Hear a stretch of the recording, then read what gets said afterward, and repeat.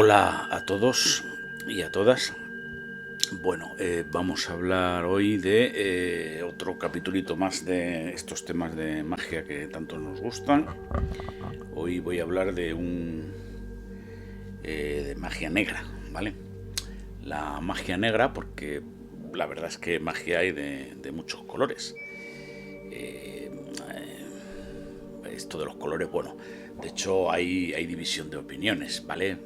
Ya he tenido algún comentario en otro post donde hablo de magia. Por cierto, quería decir que, como si me seguís y tal, sabéis que he publicado varios posts de magia del caos, la magia serpentina, de temas de Aleister Crowley, etcétera. Y bueno, de todas ellas, fijaros que la magia del caos está cosechando un éxito bastante notable en YouTube. Yo creo que voy ya por 1700 visualizaciones, que bueno, esto no es el canal de Iker Jiménez, es decir, para mí 1000 visualizaciones es un dispendio. Así que os agradezco a todos vuestro interés. Espero que este post también suscite el mismo interés. Lo he hecho basándome, por supuesto, en todos los libros que tengo en mi biblioteca, pero en especial en uno que he comprado. Y lo digo también porque quería hacer alguna puntualización, porque ya he tenido algún comentario en otro post. Yo creo que es el de la magia del caos, pero no lo recuerdo bien, ¿no? Donde hay quien, parece ser que alguien muy versado en estos temas, me corregía, bueno, pues haciendo un exceso de extensión prolija, con detalles y tal, que a mí no me parece mal en absoluto. Cualquiera puede comentar, pero lo que no me ha gustado, lo que no me gustó fue ese tonillo de superioridad que tenía, no me ha llegado a gustar del todo. Y de hecho estuve pensando en borrar el comentario y creo que lo voy a hacer al final. Lo he dejado ahí bastante tiempo, o sea, ha habido mucha gente que ha tenido oportunidad de leerlo. La verdad es que, a ver, el tío se tomó la molestia de escribir un comentario largo razonándolo y por eso lo dejé, ¿no? Para que no se diga que soy un intolerante, ¿no?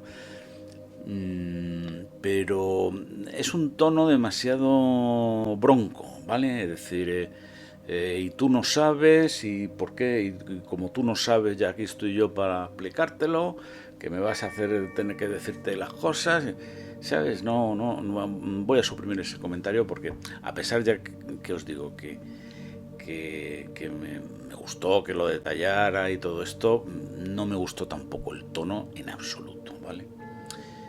Sobre todo porque yo, para saber de cosas de misterio, ya os he dicho muchas veces que no es que haya que ser maestrillo, o sea, maestrillo de mucho, o sea, aprendí de mucho y maestro de nada, ¿no? Que ese es el peligro en el que se cae, sino que habría que ser maestrillo de todo. Pero claro, eso es imposible, ¿no? En la vida de un hombre no es posible abarcar a nivel maestro todos los conocimientos que tiene que tiene el misterio. Hacemos lo que podemos. Es decir, si yo voy a escribir de magia y no he sido mago toda mi vida, pues tendré que leer un libro, tendré que informarme, tendré que hablar con gente que sí lo ha hecho. Lógicamente no soy un experto, ¿no? Aunque creo que mis posts están bastante bien documentados, ¿no? Otro tema son las opiniones personales, ¿no? Ahí sí que, oye, pues todo eso es opinable y naturalmente el que quiera podrá decir, pues estás diciendo tonterías o no, ¿sabéis? Es decir, a ver, yo suelo escribir mis posts a partir siempre de un libro, no un texto de base. Un texto que me estudio a fondo y que acompaño luego de otros libros pues que andan por ahí en mi ya extensa biblioteca. La mayoría de las veces son libros que me llaman la atención para escribir un post y que compro exprofeso para ello, ¿no? Con el libro base, los libros auxiliares, lo que veo por internet, lo que me cuenta la gente, lo que pregunto, etcétera, etcétera, etcétera. Pues con todo eso redacto el post. El post es pues una composición de muchas fuentes. Pero no solo es una composición, esto es casi lo de menos. Si solo fuera eso, este podcast parecería fusilado de Wikipedia como los de Santi Camacho, por ejemplo. O lo que es peor, de otros podcasts. A la redacción del post hay que darle un valor añadido, que es tu sello personal, tus ideas, tus conclusiones, tus acotaciones, tus comentarios, lo que relacionas con otros posts previos. Naturalmente no es una obra perfecta, seguro que hay omisiones notables, algún error. Intento minimizar esta parte, sobre todo el tema de los errores, es decir, yo por eso lo del texto base, ¿vale? Ya me ha ocurrido también un par de veces que cuando alguien suelta una crítica así por las buenas sobre algún post mío, bueno, pues suelo pedir feedback, como de hecho le pedí a este hombre que me publicó ese comentario.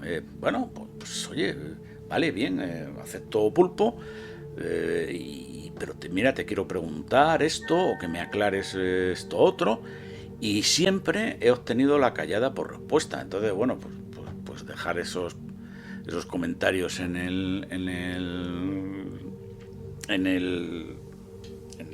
YouTube, bueno, y luego pedir alguna aclaración y que te contesten con el silencio, pues oye, no me parece de recibo y no tengo por qué tolerar ese tipo de comentarios. En fin, no voy a dar más la tabarra con este tema. Esto es un podcast que hace un particular, que soy yo, a su leal saber y entender, y no es ni la Enciclopedia Británica ni el Telediario. Y ahora vamos a lo que nos ocupa. Y lo que nos va a ocupar en este podcast es una profundización más en temas de magia. En concreto, he titulado el podcast Magia Negra. Ya sé que hay gente que dice que la magia es magia, que no hay colores, que no es de colores, que no tiene sentido hablar de magia negra o roja, pero chicos, este es mi podcast y en concreto en este post voy a hablar de magia negra, ¿no? Para aclararnos sobre todo, ¿no? Básicamente por un tema de claridad, a pesar de que se llame negra. Y además, para ser completamente transparente, a pesar de la negrura, os voy a decir el texto base que me compré y que he leído, estudiado y subrayado para hacer este trabajo, amén de los otros muchos que tengo en mi biblioteca, de esa oscura y húmeda y cripta, y que se titula Los textos de la Goetia. Y el autor de ese libro se llama Yemez, así como suena, acabado en TH y con Y.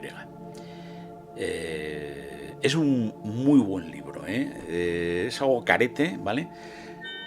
Por si queréis comprarlo, se puede adquirir en Amazon. Tiene muchas páginas, yo me imagino que por eso, y por el hecho de que sea a lo mejor alguna autoedición, no sé muy bien qué influye en el precio, pero vamos, que no es barato, tiene muchas páginas, pero se lee con mucha facilidad, está bien ordenado, bien resumido y escrito con bastante claridad. Yemez es un auténtico erudito en temas de magia.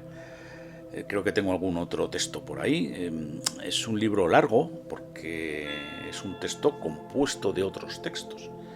En concreto, las 100 primeras páginas, bueno, pues es una introducción del propio Yemez, muy erudita. Se nota que domina la materia, y luego viene el texto central de Lars Goetia, que es el que nos vamos a basar, con una serie de añadidos de Aleister Crowley y de otros, ¿no? Y finalmente, pues una serie de textos auxiliares, láminas de los 72 demonios que se estudian en el Lars Goetia, etc.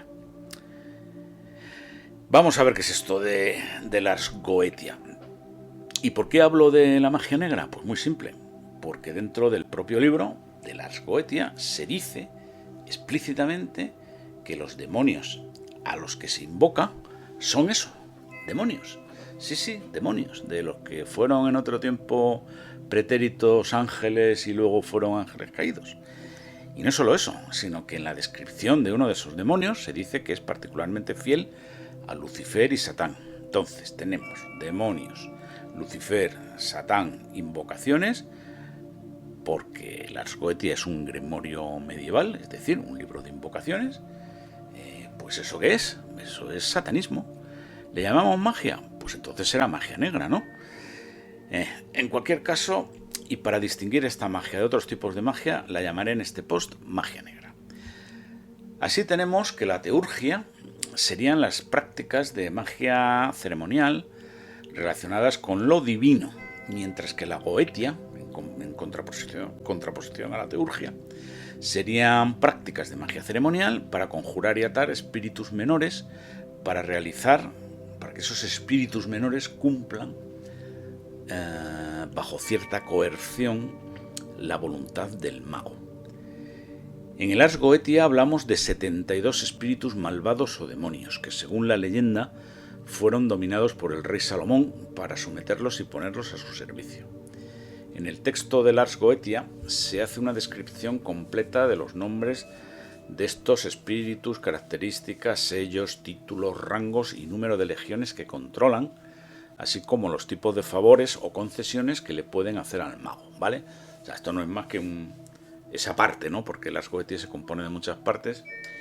Esto no es más que una descripción literal de todas esas descripciones de esos demonios.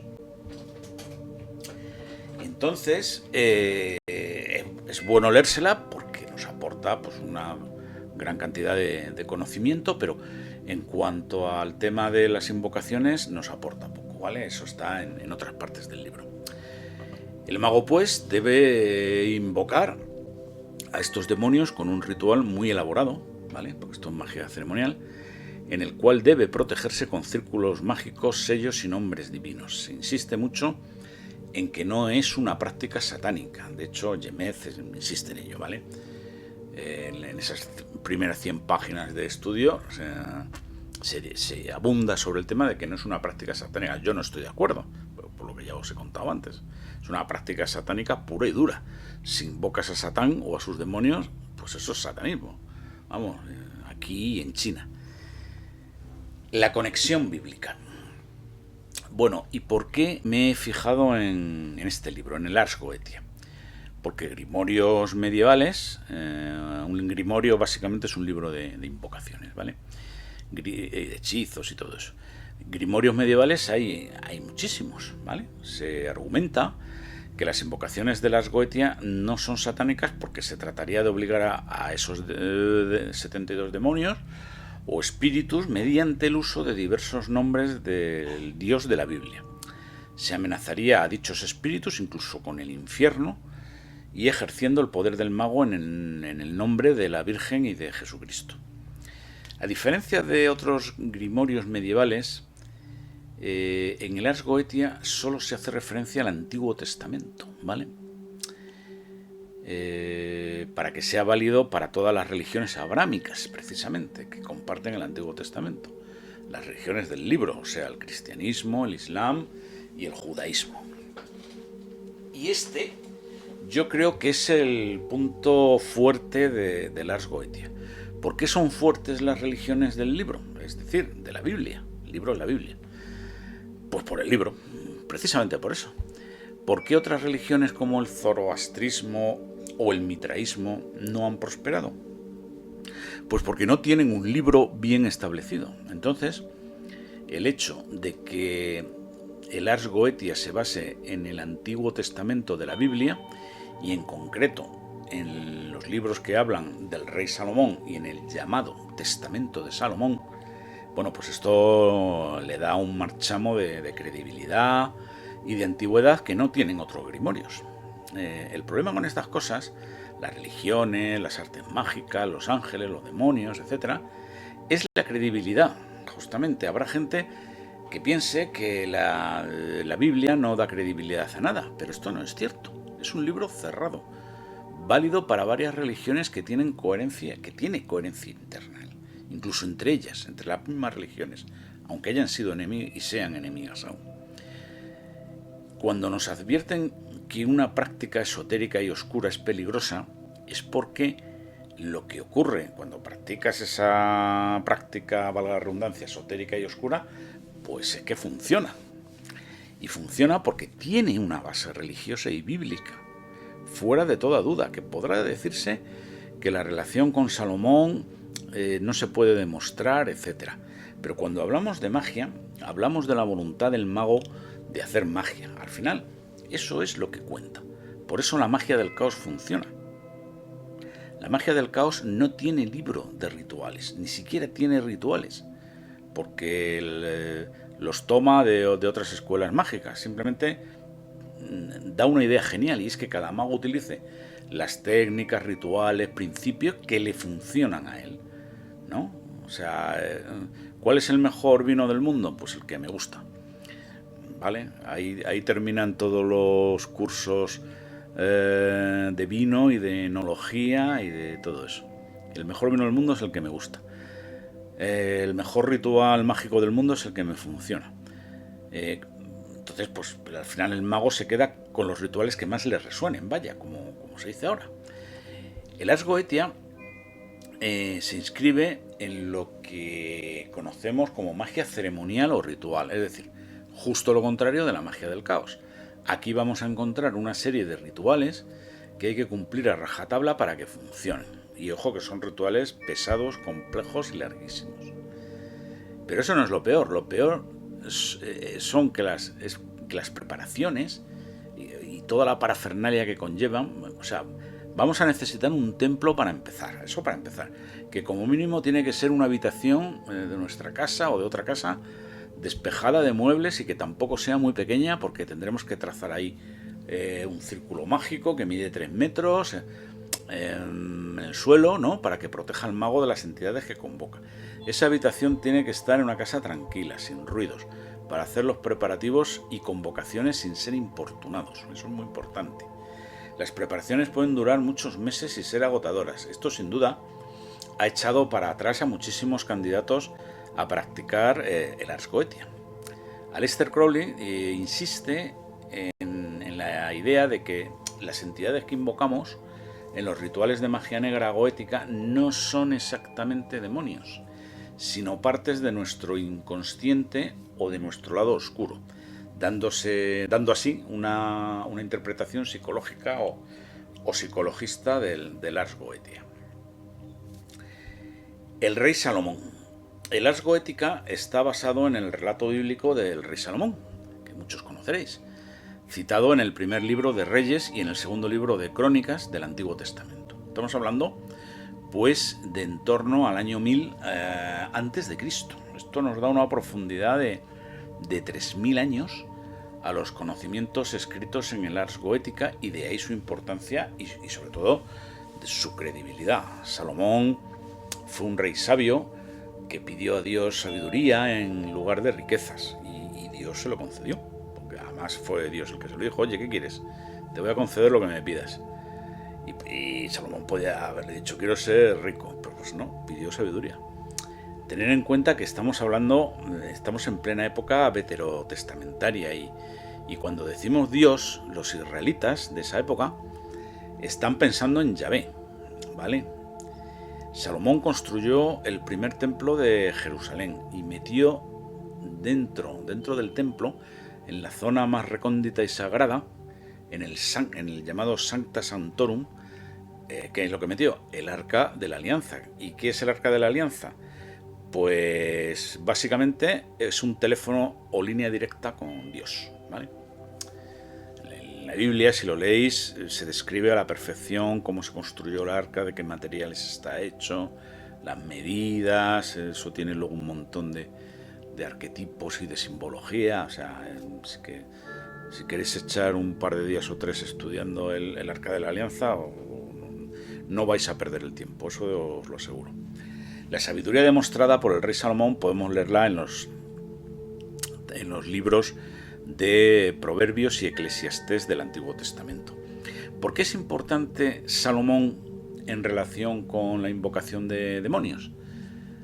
Porque hay una tradición que no es bíblica, donde se cuenta que logró encerrar a determinados demonios y ponerlos a trabajar para él. Las fuentes consultadas, las fuentes de esto no son bíblicas, ¿vale? Efectivamente, pero son muy antiguas, y aquí la antigüedad es un grado. Son de Flavio Josefo, que cita la leyenda de Eleazar, es decir, anterior a Cristo y posterior a Salomón. La otra fuente es el llamado Testamento de Salomón, supuestamente escrito por el propio rey Salomón, pero que se cree que es bastante posterior, en torno al siglo I después de Cristo, como muy pronto. Es un tratado que incluye conocimientos astrológicos, demonológicos y mágicos. Aquí encontramos ya una primera cifra de demonios para el Ars Goetia, que es de 36. Se dice además, y fijaros, esto es una cosa que yo no sabía, y mira que a mí me gusta mucho la astrología.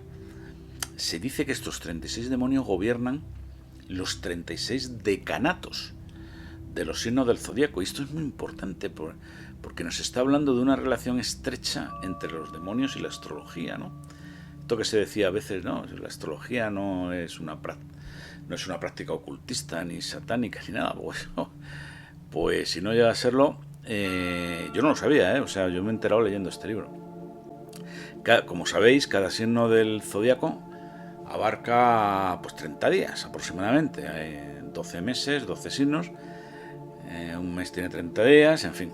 Cada mes se divide en 3 conjuntos de 10 días, cada uno llamado así, decanato, ¿no? Porque son 10 días. Pues bien, gobernando cada decanato hay un demonio. 12 signos, 3 decanatos por signo, un total de 36 decanatos para todo el zodíaco. También esos decanatos se asocian a los arcanos menores del tarot, que también son 36.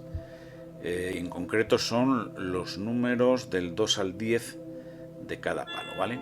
9 por 4, 36. Lo que no me cuadra a mí, y cuando algo no me cuadra se me queda ahí en la cabeza que no se me va, es qué hacemos con los ases, ¿vale?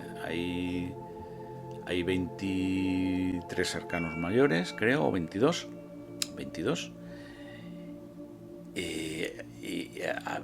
Hay 36 arcanos menores, pero me faltan los ases, que son 4. Bueno, si alguien lo sabe. El Ars Goetia es a su vez parte de un grimorio o libro de invocaciones más antiguo aún, ¿vale?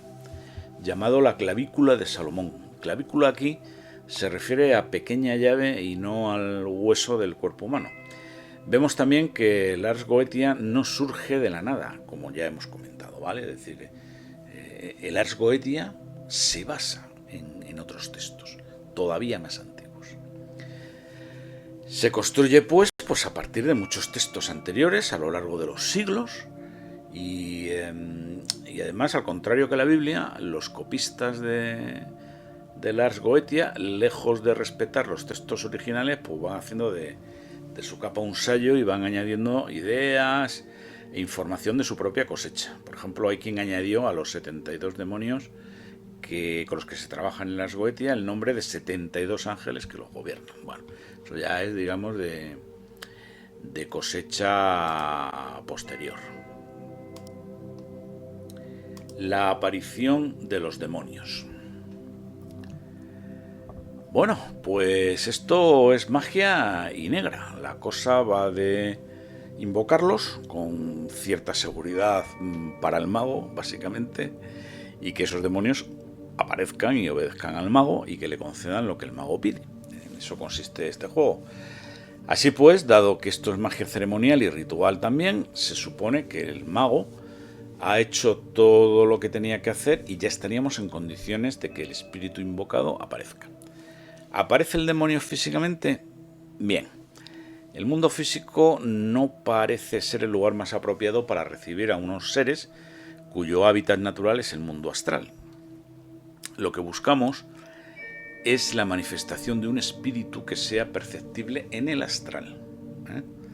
Es decir, el demonio invocado, pues tendremos que darnos cuenta de que ha aparecido percibiendo o captando los mensajes que nos emita telepáticamente desde el mundo astral. Esto no es fácil porque se puede confundir con pensamiento de nuestra imaginación, ¿vale? Esto es muy frecuente.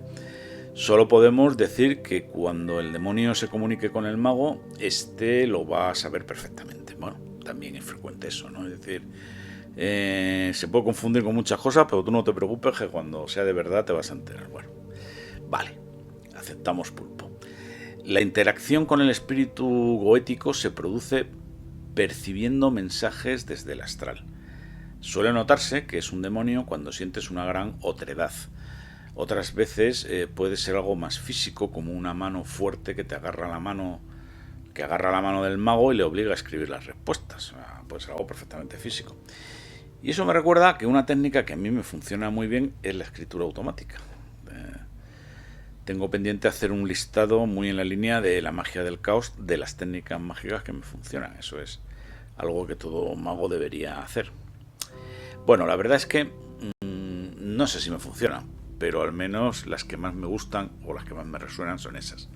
Por concretar un poco y no hacer de esto tan teórico, a mí, en mi caso particular, me resuena mucho la escritura automática, los sigilos y el tarot gitano de reciente descubrimiento. No sé, esto luego cada cual pues tiene sus cosas que van más con él, ¿no?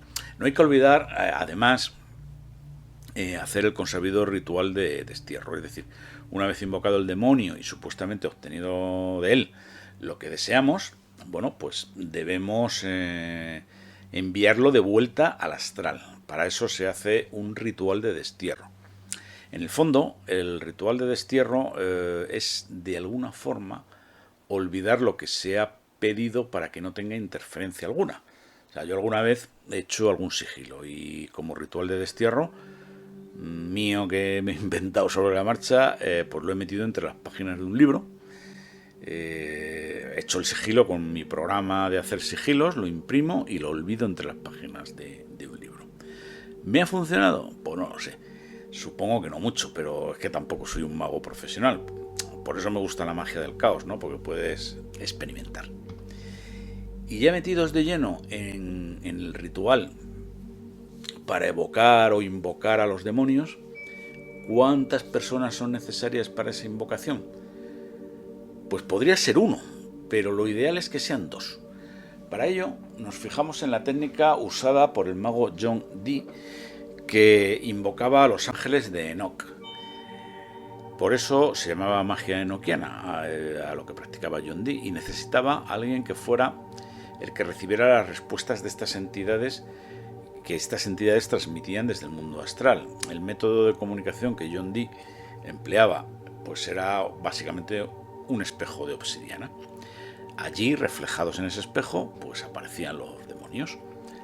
¿La invocación y la recepción de los mensajes los puede hacer el mago por sí solo? Pues en teoría sí, pero parece muy difícil efectuar complejos y detallados rituales de invocación, mientras que además te relajas y te concentras para poder recibir los mensajes de los demonios invocados que nos envían desde el mundo astral, que ojo, cada vez puede ser de una manera distinta. O sea, el demonio se va a comunicar contigo como él quiera, ¿vale? Obviamente se debería hacer por partes, pero aún así requiere mucha experiencia y sabiduría por parte del mago y no siempre la tiene. Así que si queremos hacer magia goética, necesitaremos un compañero o compañera. La magia la hace un tándem. Esto no es malo, podemos buscarnos a alguien con el que hayamos practicado el sexo tántrico, una mujer escarlata o su equivalente en hombre, alguien incluso que fuera sensible al paragnosta, ¿no? Alguien que fuera sensible al mundo astral. Si el practicante es hombre, pues lo ideal sería un tándem mágico con una bruja, con una mujer dotada de especial poder y sensibilidad. Si además es la mujer escarlata o ha practicado el sexo tántrico con ella, mejor que mejor. El mago hará las invocaciones y su mujer escarlata escribirá las comunicaciones que le transmitan los demonios. En el libro del Ars Goetia tenemos al principio una serie de conjuraciones o invocaciones de los demonios que pretendemos invocar. Existen, si leéis el libro, bueno, pues en la parte práctica, digamos, hay como 5 tipos de conjuraciones que se pueden leer, no hace falta aprendérselas de memoria. Luego hay una descripción detallada de los 72 demonios, de los cuales seleccionaremos el que más nos convenga para efectuar esa conjuración y el que menos daño nos puede hacer si se cabrea con nosotros, claro. Las conjuraciones son uno de los elementos más básicos y esenciales del ritual mágico. Para tener éxito con estas conjuraciones, bueno, pues es muy importante el el sentimiento que le pongamos, ¿no? Es decir, la intensidad emocional que apliquemos para realizar estas invocaciones, para pronunciar los nombres de las entidades que queremos traer ante nosotros. Al contrario de lo que muchos creen, ni siquiera es necesario memorizar, como he dicho antes, ¿no?, el contenido de la invocación. O sea, puede valer simplemente leerla. Lo importante, ya digo, es la emoción y sentimiento que se ponga al recitarla. Para hacer funcionar bien a la Goetia es muy importante tener un sistema de creencias compatible. La claridad mental que otorga la contemporánea magia del caos, que considera que toda creencia es una herramienta, pues puede ser de mucha gran ayuda en este aspecto, ¿vale? Es más, en cada ocasión pueden ser más útiles unas creencias que otras, ¿eh? No hay que atarse a un sistema concreto. Como en todos los actos de magia ceremonial, es necesario hacer un breve ritual de destierro, del que ya hemos hablado, ¿no? Cuando empezamos un ritual nos ponemos la túnica de mago, real o figuradamente. Entramos en el templo, que es ese espacio ritual, nos olvidamos de los asuntos del mundo de los 4 elementos, ya que nuestra intención es operar en el mundo espiritual, en el más allá.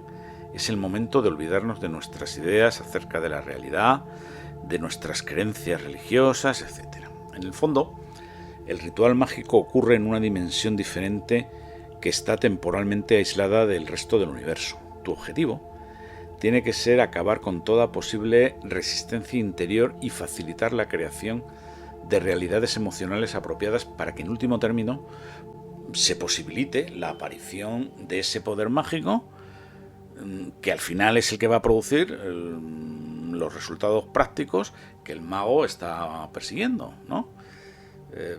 Bueno, pues... y para que veáis que no es importante precisamente el tema del sentimiento y todo eso, que si utilizamos esta metodología sí, pero hay magos que utilizan, que son los magos del hielo, que se llama, lo fundó un alemán, no me acuerdo ahora cómo se llama, que hacen justamente lo contrario, ¿no? La magia del hielo, los magos del hielo, buscan el orden y el equilibrio. El hielo, al cristalizar, adopta formas geométricas perfectas. Esto simboliza la capacidad de la magia del hielo para dar estructura y armonía frente al desorden, que sería la magia del caos. Otro punto importante también es la estabilidad emocional. Los magos del hielo a menudo se describen como personas frías y racionales, en contraste con la impulsividad asociada con el caos. Bueno, vamos a ver el ceremonial. Hay 2 componentes esenciales, primero en primer término, luego veremos muchos más, para la práctica del Ars Goetia, que son el círculo y el triángulo, ¿no? Vamos a partir de esto. La idea es que el mago encuentra protección dentro del círculo y maneja y obliga al demonio que se haya preso dentro del triángulo, ¿vale? O sea que hay que trazar un círculo y un triángulo, pero no uno dentro del otro, sino separados, ¿vale? Porque en el triángulo va el demonio. El círculo simboliza infinitud y por lo tanto a la divinidad. Es importante que el mago no salga de ese círculo protector durante el ceremonial, porque hay espíritus acechando en el exterior para cogerlo. Ese círculo debe medir pues como mínimo 3 metros, aunque puede ser más pequeño, pero en cualquier caso no tiene que haber problemas de espacio. O sea, el mago tiene que operar ahí cómodo y sin que salga ni un centímetro de su cuerpo del círculo. Esto hace hincapié en la necesidad de tener un templo adecuado para nuestras prácticas mágicas. Que básicamente, ¿qué es el templo? Pues una habitación de nuestra casa o de una casa diáfana y suficientemente espaciosa. Para mí lo ideal sería, por ejemplo, fijaros, un templo bueno sería un desván de una casa de pueblo, despejado de objetos, o sea, no lleno de porquería ni nada de eso, despejado, situado en lo alto de una vieja casa de pueblo, ¿vale? Si está aislada esa casa, mejor que mejor. En la literatura de Lovecraft se hacían muchas referencias a estos desvanes, ¿verdad? ¿Os acordáis? De donde se invocaban a las deidades de las estrellas circumpolares, donde Lavinia Wateley traía los Soggoth. Bueno, en los bordes de ese círculo protector que hemos trazado en el templo, situaremos una serie de nombres importantes, como por ejemplo nombres relacionados con los Sefirot y los planetas principales, ¿no? Son nombres que al mago le resuenen con entidades, arquetipos o conceptos que vayan a redundar en una mayor protección de su persona, de su alma, pero también de su carne, que no olvidemos están en peligro durante el ceremonial, ¿vale? El triángulo, bueno, pues puede tener unos 90 centímetros de lado, pero bueno, en cualquier caso va a ser siempre proporcional al tamaño que le demos al círculo. En cada uno de sus laterales tendrá escrito un nombre divino para constreñir al espíritu invocado, para que no se salga del triángulo. Otro elemento importante para el ceremonial es la utilización de vidrio y cristal. Puede ser un vidrio de obsidiana, como utilizaba John Dee, un espejo de obsidiana, una bola de cristal, etc. ¿Y esto para qué sirve? Pues ese vidrio, ese cristal, lo vamos a utilizar como display o pantalla, imaginaos la pantalla del móvil, con la que poder observar lo que las entidades invocadas quieran mostrarnos. Estos vidrios deben ser previamente consagrados. Cada espíritu de Lars Goetia debe especial obediencia a su sello. Aquí ahora vamos con el tema de los sellos, porque cada espíritu tiene un sello, y es por ello que se recomienda que el mago lleve el sello del demonio a que pretende invocar. Crowley afirma que estos sellos, en sus interpretaciones psicologistas, pues él dice que son métodos para estimular o regular partes del inconsciente. Hay toda una serie de instrucciones de cómo construir los sellos, que han de ser fabricados de metal, algunos incluso de oro. Como podemos observar, pues los ceremoniales pueden complicarse y mucho, ¿no? Son 72 demonios, ¿no? Si cada uno le tiene que construir un sello de metal y varios de ellos de oro. Los demonios tienen, por lo general, una apariencia terrorífica, espantosa, que se puede ver descrita en el propio Ars Goetia. Pero para que el demonio sea útil, hay que forzarle a tomar una apariencia humana, con una voz humana que nos hable con claridad. O sea, sacar a un monstruo que ruja y que gruña no nos va a servir de nada. ¿Y cómo conseguimos eso? Pues muy sencillo. O utilizando otro elemento que se llama el hexagrama de Salomón. Ha de estar situado en las faldas de la vestidura del mago, ¿no? Pues en la sotana esa que lleve el mago tiene que estar dibujado el hexagrama de Salomón. El hexagrama representa el macrocosmos y es un símbolo que dota de autoridad al mago frente a los demonios, forzándoles a esos demonios a que abandonen esa forma fantástica y monstruosa con la que aparecen y adopten una forma humana. Por otra parte, también tenemos otro elemento mágico que es el pentagrama. Tenemos hexagrama, pero también tenemos pentagrama, que también es pentagrama de Salomón. Este pentagrama se porta sobre el pecho del mago también como elemento que refuerza, digamos, esa autoridad del mago frente a los espíritus y como forma de protección personal. El pentagrama representa el microcosmos. El pentagrama correctamente equilibrado representaría al mago dueño de sí mismo. Existen en el Ars Goetia otra serie de herramientas menores como el cetro, la espada, la mitra, el gorro, la túnica, los zapatos, bueno, una serie de parafernalia que no vamos a describir porque no aportan gran cosa a esto que nos ocupa. El libro de Abramelin. El libro de Abramelin fue escrito hacia el siglo XIV o XV por Abraham de Worms. Lo tradujo MacGregor Mathers, un ocultista de la Golden Dawn, donde estaba también Aleister Crowley, y adquirió pues, una grandísima popularidad. Este libro, el libro de Abramelin, propone una práctica mágica conocida como la operación de Abramelin, cuyo objetivo pues, es uno muy concreto y es el conocimiento del sagrado ángel guardián y no solamente conocerlo, sino también la habilidad de conversar con dicho ángel guardián. Los griegos conocían el concepto de sagrado ángel guardián, pero ellos lo denominaban el daimón personal. Este conocimiento y conversación con el daimón personal, el enigmático y complejo filósofo neoplatónico Plotino, lo describía como un encuentro con la segunda hipóstasis divina, que es el nous o la inteligencia. Plotino describe 3 hipóstasis o niveles fundamentales de la realidad, ¿vale? Esto es muy importante.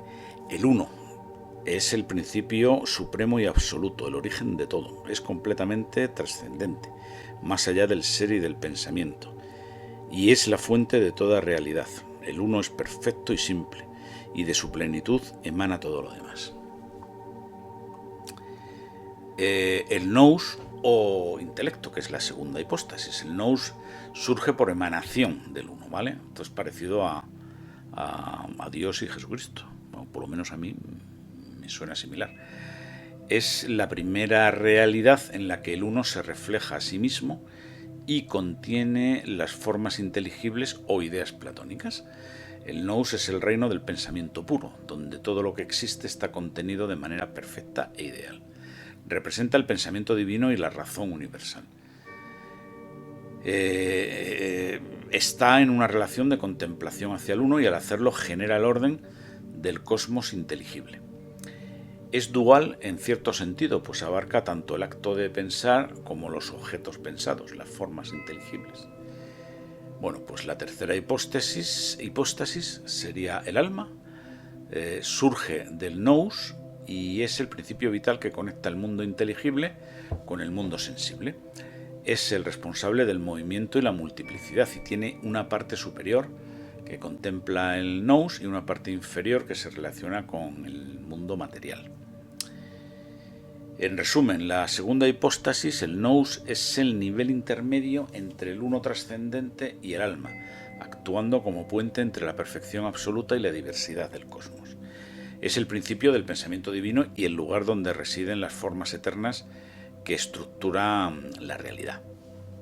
Para nuestro propósito de la magia negra goética, pues tal encuentro con el daimon personal supone, en términos psicológicos, una profunda integración del inconsciente y el gobierno de la voluntad sobre todos los aspectos del mago, ¿vale? En el fondo, esto es el pentagrama equilibrado, es decir, el hombre dominando todos sus elementos. Es este equilibrio, precisamente, el que va a permitir que surja del interior precisamente la segunda hipóstasis, el hexagrama, la chispa divina interior. El rito de Abramelin dura ni más ni menos que 18 largos meses. Idealmente, el pentagrama ha sido equilibrado y se logra, en teoría, el conocimiento y conversación con el sagrado ángel guardián. En los 3 días posteriores a cuando se consiga semejante logro, es cuando el mago deberá llamar y atar a los 4 reyes infernales: Lucifer, Satán, Leviatán y Belial. Después a otros 8 duques infernales y sus sirvientes. Si todo sale bien y no pierdes la vida en el intento, en teoría, estos demonios deberán jurarte que acudirán y que te servirán cada vez que se lo pidas. El hecho de habernos entrelazado con el daimon personal hace que los espíritus malignos perciban lo divino que ha sido despertado en nosotros, ¿vale? Con lo cual, pues no tendrán más remedio que obedecernos.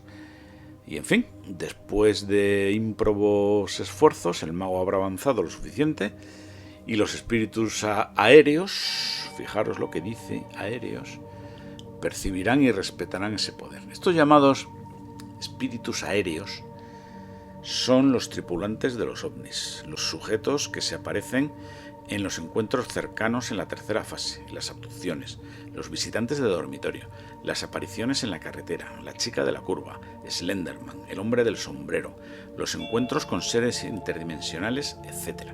Fijaros cómo hemos resuelto de un plumazo un montón de enigmas del misterio. Hablando con los espíritus.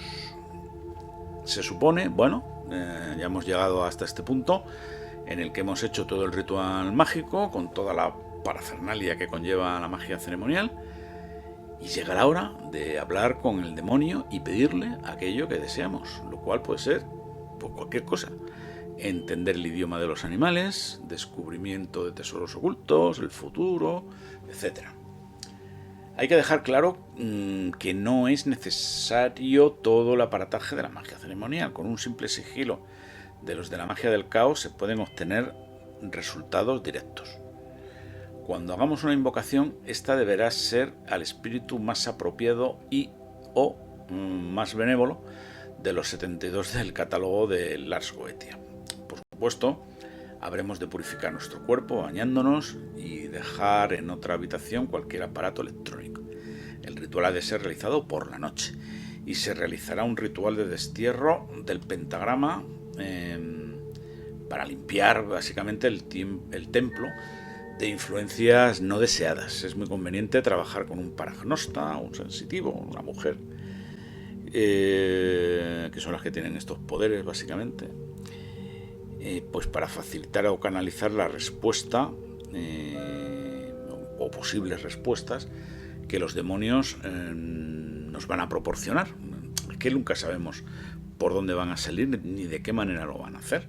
Acordaros lo que os decía antes, que en un caso el demonio agarró de la mano al mago y le obligó a escribir la respuesta. Que puede ser cualquier cosa, lo que se le ocurra.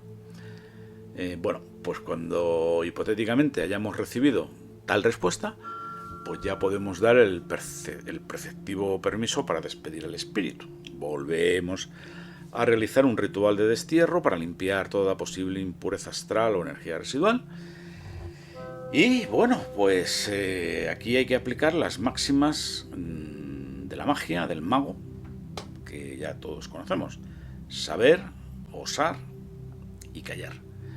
Creo que eran esas tres, no estoy dudando ahora si había una cuarta, pero creo que eran esas tres: saber, osar y callar. Es decir, en esto de la magia lo más importante es que te atrevas y des el primer paso. Bueno, pues hemos visto ya otro tipo de magia, la magia poética o magia negra.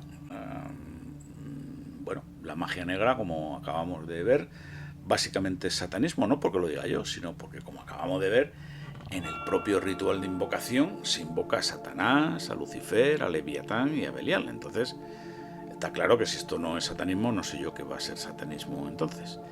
Dicho lo cual, y como ocurre con los otros tipos de magia y en general con muchos aspectos del misterio, pues todo depende al final de la voluntad del observador o practicante de la disciplina esotérica u ocultista.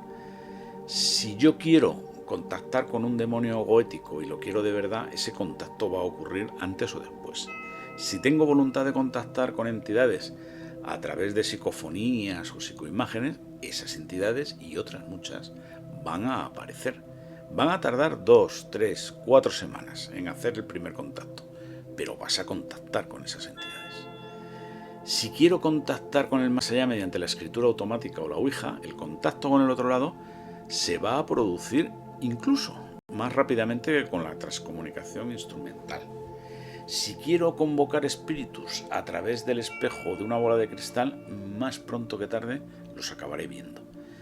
El problema es que todas esas entidades son como los ocupas. Una vez que entran en tu casa, igual se quedan a vivir en ella. Es además algo bíblico, ¿no? Vamos, la Biblia viene. Es decir, el pasaje ese donde Jesús, no me acuerdo, echa 7 demonios de una chica, me parece. Echa 7 demonios y avisa de que tengas mucho cuidado porque cuando un demonio es expulsado, lo que hace... No, perdona. Echa un demonio y vuelve con otros 7, ¿no? O sea, existe ese peligro. Tú echas a un demonio, pero viene con otros 7 más poderosos todavía y se encastilla todavía más fuertemente dentro de ti, ¿no? Es decir, eso viene en la propia Biblia, ¿verdad? Desconocemos, al final lo que ocurre es que desconocemos mucho del mundo espiritual, pero deberíamos conocer bastante más, porque a ese mundo espiritual es al que nos vamos acercando cada día un poco más, ya sabéis.